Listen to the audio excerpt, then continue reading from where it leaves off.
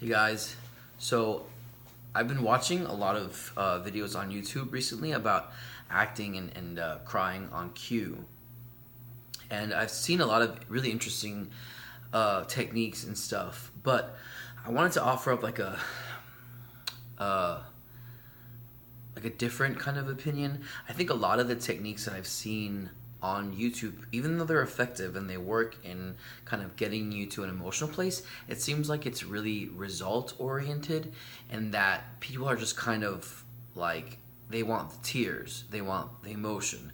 But, you know, it should never be about tears or should never be about the result. It should be about the experience, right, of going through the scene and going where it goes and reacting how you react. And I wanted to show you guys sort of what I do in a scene or when I'm preparing for a scene to kind of not to cry, not to be, but just to kind of explore what the possibilities of the meanings are in the lines. And in that, when you're working with the scene partner and you just really believe what you're saying, if you really believe the lines that are coming out of your mouth, you'll have no problem getting to that emotional place.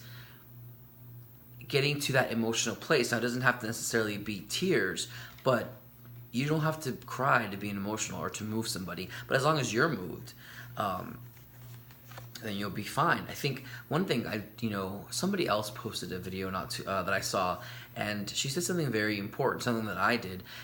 Before you even start to think about getting yourself to an emotional place, you just start to think about becoming more open as a human and seeing what works for you or what makes you emotional in your everyday life. Some things that I did that I still do to this day is I read books, fiction books. I read fiction books, and I would just let myself feel the emotions as they were coming. Like, just go on this journey in the book and let myself feel whatever I felt. I would write journals. I still have a journal where I put in my emotions, my thoughts. Check in with yourself if you're feeling angry. Why am I feeling this way? Or what exactly am I feeling? Make yourself more sensitive in your life, just in general. And then when you're doing a scene, when you're acting, it's just going to be a natural progression from that, from who you really are. So what I have here is a book, a play, In a Dark, Dark House by Neil LaBute. I just bought it. It was really great. I recommend it to read it. And I'm just going to run through it as if I was preparing to play the role. I'm just picked a random scene, and what I'm gonna do is I'm gonna read it out loud, and I'm just gonna see what happens. I'm gonna see what happens to me. I think it's the first thing you gotta do, right? Just see what happens. I did read the play before, but let's go. I'm gonna start on from here. It all happened so fast. Mom dragged me out of there and into the house. Yes, she made me go to I had to go up to. No, no, Drew. What? Don't. What, Terry? Don't do that. Rewrite history. I'm not. Yes, you are. Because that's the way we do it in our fucking house. We lie about it or we don't say shit. We climb up and we don't utter a fucking syllable about things. About the real truth. Yes. What are you? I'm talking about you and Mom, okay? That's what. The fact that you two could stand there and let me be like I was some asshole that you never met before. Even as the cops were asking you directly in your fucking faces, you didn't say shit. Either one of you. You had the chance to say something, anything. Say that not a day of our lives went by without that motherfucker hitting on me, or that Terry, what? When I finally needed you, I did, Terry. That's not true. Well, what did you expect? You know how Dad was when he got going like that. I wanted to try. Fuck you, Drew. You lying prick. I mean, after I saw you out there on the lawn as the cops were taking me away, you just watched me go. You two never said a word, not one word in my defense ever. No, Terry, that's not the truth. That's the story, Drew. You sold me out to our fucking father, and then when you had the chance to do the right thing, you hid behind Mom's skirt like a little bitch and let them drag me off. You're a piece of shit. Look at you. A glass of bubbly in your hand. You're feeling pretty good about yourself, huh? What does that mean? It means you're self-medicating fuck who can sell himself on just about anything. Always have been. Jesus Christ. Shut up! I have been there for you, Drew. Trying to help you as you've thrown away your life and have never acknowledged that night. Not once. So, that was interesting. I mean, there was just reading this, I experienced a lot of emotions, putting myself, and it's even harder for me because I know that I'm in front of a camera, so I'm a little self-conscious, because if I was in my, doing it without the camera in front of me, I would just go in there and see and pick up everybody's point of view. Right now I have this guy Terry has all this anger and resentment for his brother Drew, and Drew is kind of like guilty but also doesn't understand what his brother's going through, because apparently he was the brother was taken away and arrested, and Drew was the reason, or Drew could have helped stopped him being arrested or being taken away, and Terry has all this resentments to Drew, and Drew's guilty and just kind of confused about everything. And when you read the lines, you just start to put yourself in their shoes, put yourself in their position, and all this emotion starts to come up. And then what you could do, what I like to do sometimes, is go back and let's just go and read a line. Let's see here. That's the story, Drew. You sold me out to our fucking father, and then you have the chance to do the right thing. And then when you have the chance to do the right thing, you hid behind mom's skirt like a little bitch and let them drag me off. Let him drag me off. Okay, let's take this line. This is how I work. This is what I do. What I'm going to do is I'm going to just break this down and analyze what it means, or what are the different, let's explore the different meanings of what it could be. That's the story, Drew. You sold me out to our fucking father, and then when you had the chance to do the right thing, you hid behind mom's skirt like a little bitch and let him drag me off. So that's the story, Drew. Drew's saying, no, Terry, that's the truth. That's the truth. That's the story, Drew. That's the truth. That's what he's saying. That's what Terry's saying. Drew is saying, no, you're not telling me the truth. And Terry's saying, that is the truth. I'm telling you exactly what happened. That is the story, Drew. You sold me out to our fucking father, and then when you had the chance to do the right thing, you hid behind mom's skirt like a little bitch. And you let them drag me off. Terry is angry. And he's saying, that's the truth. You sold me out to our fucking father. You betrayed me, is what he's saying. You, my brother. You betrayed me. You sold me out to our fucking father, and then when you had the chance to do the right thing, you hid behind mom's skirt like a little bitch and let them drag me off. What does that mean? He's saying, not only did you betray me, you were my brother and you betrayed me, and then when you had the opportunity, when you had the chance to make things right, you were a coward. You let me be dragged away. You let me be dragged off. You let me be arrested and taken. You had the chance to help me. You didn't. And now I'm angry at you. That is what he's saying. And see, now I have emotion that doesn't belong to me, belongs to the character. Emotion that I don't need to generate, emotion that I don't need to kind of go back to my memories and take things from the past. You just go with it. Go with what the character's feeling. And the only reason why I can do that is because I've opened myself up. I'm in my personal life, I've become sensitive enough to where I really put myself in people's perspectives, put yourself in people's shoes, and then, the emotions will come. And it's more than just a result. It's more than just tears. But now you have levels. Now we know that, gosh, Terry is hurt.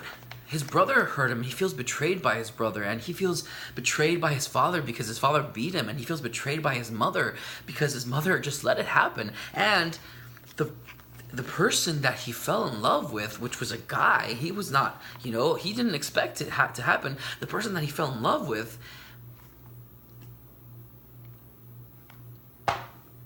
used him for sex, and then went to his brother, and then kind of molested his brother. This guy, and the crazy thing is, he didn't know who to turn to. He couldn't turn to anybody because he had no brother. He thought that his brother didn't love him because he let him be taken away. Wow, see? That stuff is doing something to me. He thought his brother didn't love him. He thought his mother abandoned him. His father beat him up, and the one person that he loved couldn't care less about him. This guy is sad. It has a lot of pain. So when you let all that in, you let all that information marinate within you. How could you not feel? I mean, like, you're just gonna play the scene, and then you, like, when you're as an actor start to believe the lines and you start to believe what's happening, you're gonna get all kinds of emotion. You're not gonna need to do, these techniques that I've seen on YouTube, which is like 10 seconds to crying, or to I don't know. I'm just saying, I'm here to offer you a different technique because I don't know, I'm bad at talking to the camera, but yeah, I mean, that's what I do when I work. And I guess I'm making these videos to understand my own process, because for so long I just kind of do stuff and I don't understand exactly what I'm doing. And so I think to be the best actor that I could be is to really fully own my process and understand what is it that I'm doing. This is how I break down material. I mean, I have a huge, I do have a process of how I break down material, but that this is a good technique for me to do, because I go through the lines, and I do that for every line. You go in there and you just kind of play around with it. You see what they mean. Improv the line. Take the line and then improv it. And improv it this way, and improv it that way. And maybe if we take the same line and we don't want to do anger, right? Maybe he's not angry. Maybe he's saying, no, that's the story, Drew. You sold me out to our fucking father. And then when you have the chance to do the right thing, you hid behind mom's skirt like a little bitch. I am disappointed. More than disappointed, I'm hurt. That's the story, Drew. That's the truth. That's the story, Drew. That's the truth. You, my brother, Drew, you sold me out to our fucking father. And then, when you had the chance to do the right thing,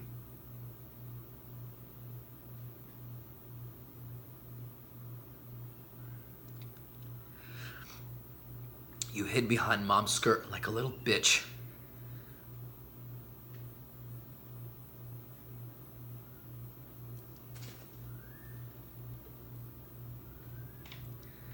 And you let them drag me off.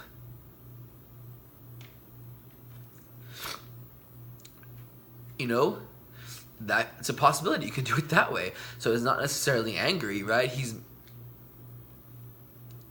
more hurt. He's more betrayed. That's certainly a possibility. That's certainly a way that you could say the lines. Not that you could say the lines, but that's certainly an experience that the character can be going through, And then, yeah. So what then? It's more than just crying. It has meaning. It has a history. It has levels. It's an experience that you're going through as an actor, as a human. Not just as an actor, but as a human. And I think that's going to make your acting so much more transcendent than just getting to an emotional level as a result, I saw this girl on YouTube, and she posted, and she was good. I'm not, knocking anyone down, but she had done this technique where she has to go, I think, see her boyfriend was killed. And then she had to get herself, emotional. So she did this little 10-second emotional thing. Then saw her boyfriend, and then, yeah, I'm sure it was effective enough. But but it was a result, right? Because if you're in real life, if you go someplace and you open a door and you find someone that you love dead, your first of all, what I would do is I wouldn't even. In my mind, I would put in my head that I'm happy. I'm happy. Oh my God, I just got a job. I just got a promotion. Oh my God, I'm gonna go see my lover. Oh my God, my boyfriend, my girlfriend, whatever. I'm gonna go see them because I'm gonna tell them I just got a promotion, right? Then you run home because you're excited and you just can't wait to tell the person that you love the most that you just got a promotion, right? Then you open the door and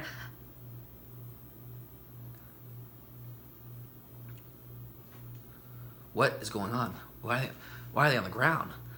And then, hello, hey, lover, or whatever. You start to fight for them. Wake up. What's happening? Oh my gosh. Okay.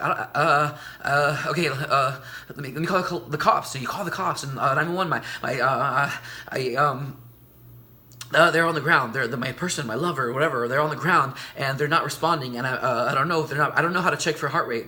What heart? I don't know how to do it. Can you please send someone? And here's my address. Blah blah blah blah blah. Oh my gosh! And you, oh my gosh, wake up! Wake up! Wake up! Wake up! Wake up! Don't. You could do it that way. I don't know. I'm just saying, instead of being result oriented and trying to get to an emotion, just experience what's happening. Really experience it. Just go in there and go with it. And pretend that's really happening. Believe that it's really happening. Because when you believe it, you don't have to get to tears, but you'll have a profound experience. And I think those are my 2 cents. I ramble because I'm not good at talking to a camera.